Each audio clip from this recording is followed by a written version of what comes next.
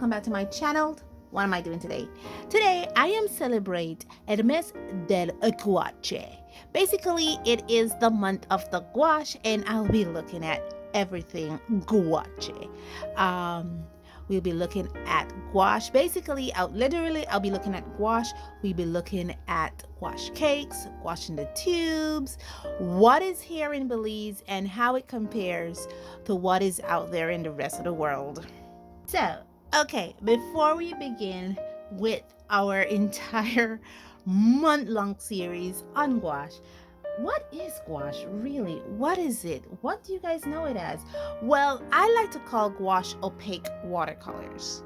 It may not be that, but that's what I call it because gouache is like watercolor. It's water soluble.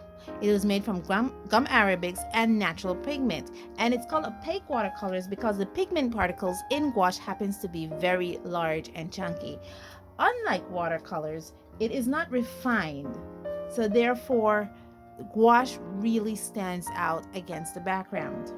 Now, gouache was first been seen around since 1200 years, so it has been around a while, okay? And you may see a form of gouache in ancient Egypt, where they actually made it from honey or tigarkant. I will put the name up because I am not saying this properly. Tigarkant mixture with the pigment, and it came out to this opaque watercolor kind of consistency. But the word gouache was actually coined by Italians, and it's called a guazzo, meaning painting with opaque base. Now, gouache has really made its presence known in the earlier parts of the 20th century, where you can actually see people who are doing advertisements. Like this is back when, like in the 1920s, thereabout. Advertisers, especially people who are doing billboards and stuff, their advertising process, they will be using a form of gouache that we now call designer gouache. Now, there's a difference between designer gouache and artist gouache.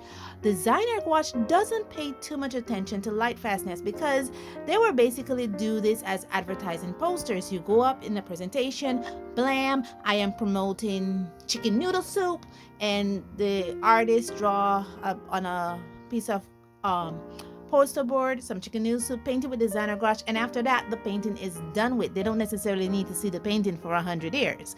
But artist gouache, on the other hand, pay more attention to light fastness. The one thing I realized when doing artist gouache, looking into my deep dives of gouache, is that unlike designer gouache, artist gouache try as much as possible to stay away from putting white PW4, PW6, or PW5, or even chalk in the mixture when they're making gouache, because remember, gouache has to be opaque. Therefore, more cheaper brands of gouache may lend its hand or its tendency to more add in white pigment, whether it's PW. It's usually, I found it's PW6. I've found PW6 or chalk in the mixer. The more cheaper it goes, you might find those combination in the designer gouache stage. Okay, so you guys didn't think I just got into my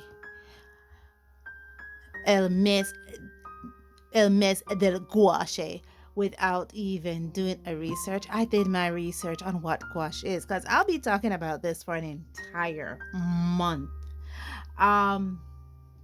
Now we'll be looking at some of the gouache, okay, and some of the gouache that I have on hand, and how it, like I said, how it compares to gouache that I found here in the country of Belize, because we do sell some gouache here in the country of Belize, okay? So here in Belize, we have this brand here. As you can see, yeah, I have used it before. These were some of the first watercolor tubes that I have. Let me bring you guys a bit closer. There you are. And I also found this brand. Now this calls itself opaque watercolor paints. And see, oh no.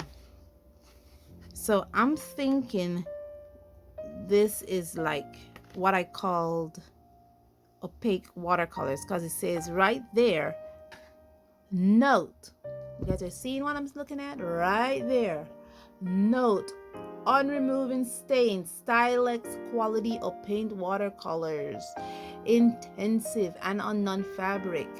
And so basically this kind of opaque watercolor can be painted not only on paper but on different surfaces. And this is from the brand Stylex. It is a German brand and it's sold here in the country of Belize. So I got this, and this is actually what we'll be swatching out today in this video. Not these, because I gotta look at these, because I put these down and I haven't picked them up for like almost 2 or 3 years, so I don't know what these are like. But I got this, and this is actually very inexpensive here in the country of Belize. And this is how it comes out. It kind of reminds me of the Karen Dash Studio Gouache pen set. What I'm struck by this color arrangement is this. It gives you a tube of white gouache versus just having it like other cheaper watercolor paints, just like on the paints.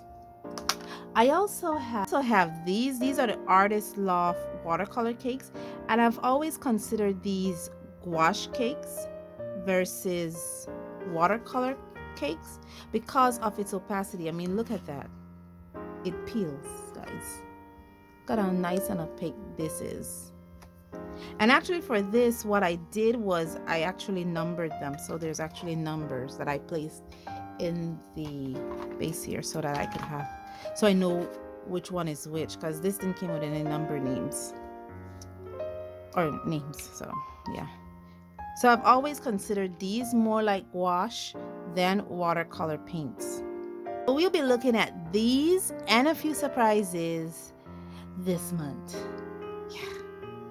We're going to be looking at what's the best paper to paint gouache on, what the consistency we need to look out for, and everything. We're doing a deep dive into gouache. Thank you so much for joining me on this journey, and as always, stay safe, stay blessed, and I'll see you in the next one. Bye.